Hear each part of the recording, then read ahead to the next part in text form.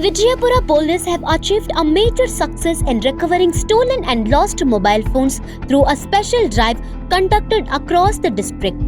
In just 1 month, a total of 340 mobile phones were recovered and returned to their rightful owners. The recovered devices are estimated to be worth around 3 crore rupees, highlighting the efficiency and proactive efforts of the district police. These mobile phones were traced and retrieved using the Central Equipment Identity Register system, which helped track the lost devices effectively.